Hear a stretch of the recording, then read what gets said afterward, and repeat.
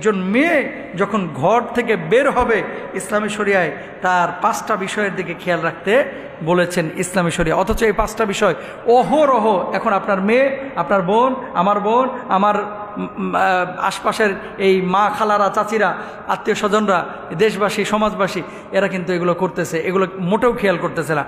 1 number, কোনো মেয়ে যেন বাইরে সুগন্ধি ব্যবহার করে না যায়। ইনশাল্লাহ বলেন। আপনার বউকে পারফিউম কিনে দিবেন না।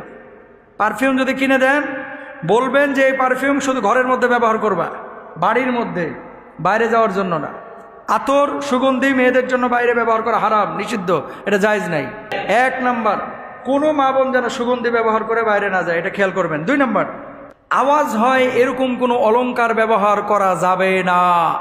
আওয়াজ কানে এত বড় ঝুমকা লাগাইছেন যেন একেবারে ধান সেদ্ধ করা পাতিল। কথা বুঝেন নাই?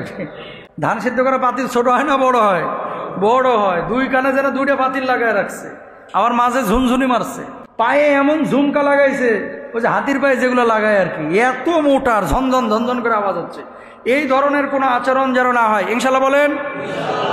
কিছু জামাইও আছে, আরে বিয়ে করছি, এত সুন্দরী একটা বউ, মানুষে না দেখলে কেমনে হয়, একটু দেখুক না, এরকম কিছু লোক আছে না?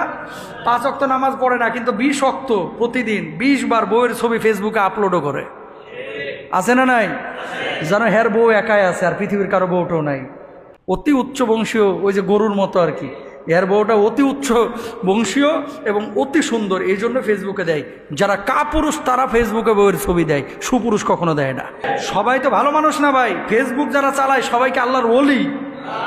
পাপিষ্ট আছে না নাই? আছে। আপনার বউ দেখে ও আক্রোশ করতেছে, আক্ষেপ করতেছে, ইস যদি এরকম আমি একটা বউ পাইতাম। তার মানে কি? অন্তরের জেনা করলো। নাউজুবিল্লাহ বলেন। 2 নাম্বার গেল। 3 নাম্বার, আমার মা বোনেরা যারা বাইরে কাজ কাম করেন শালীনতার সাথে জায়েজ আছে, শালীনতার সাথে, বুঝছেন?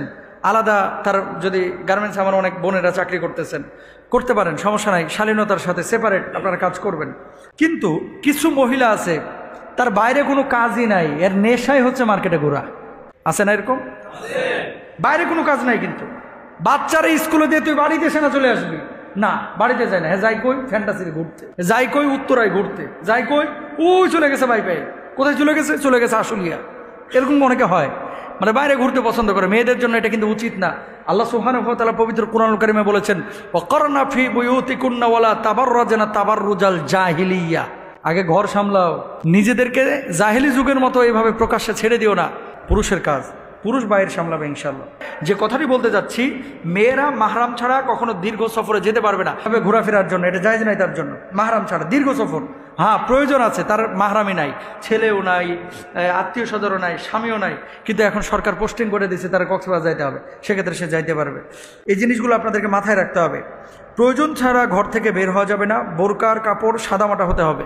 বোরকার কাপড়টা এখন এমন হয়ে গেছে, টাকা তো আপনারাই দেন, এমন কিছু কাপড় আমরা ব্যবহার করছি যেগুলো আপনার ওই একটা মনে হয় শাড়িতেও ভালো বোরকা হইতো, পর্দা হইতো। মানে ফ্যাশন করতে করতে বাদুর বোরকা, জিন বোরকা, পেঁচা বোরকা, কত যে বোরকা বাইর হয়েছে। এই যে ফ্যাশন করতে করতে কি হয়েছে, আপনি সাদামাটা পোশাক যদি ব্যবহার না করেন তাহলে কি হবে? মানুষ আপনার দিকে চেয়ে থাকবে, তাকায় থাকবে। তো আপনার তো পর্দার উদ্দেশ্য হচ্ছে শালীনতা।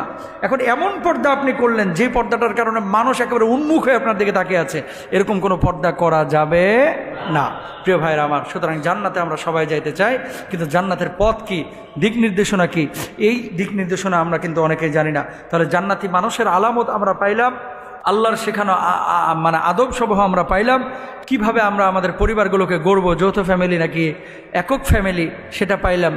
পর্দার সাথে ক্ষেত্রে আমাদের মা বোনদের ভূমিকা কি হবে, এবং আপনাদেরকেও পর্দা করতে হবে, দৃষ্টিটাকে অবনমিত রাখতে হবে, লজ্জাস্থান ঢেকে রাখতে হবে, ঢিলা ঢালা পোশাক পরতে হবে, আমরা পাইলাম। আল্লাহ সুবহানাহু ওয়া তাআলা আমাদের প্রত্যেককে বুঝে বুঝে আমল করার তৌফিক দান করুন।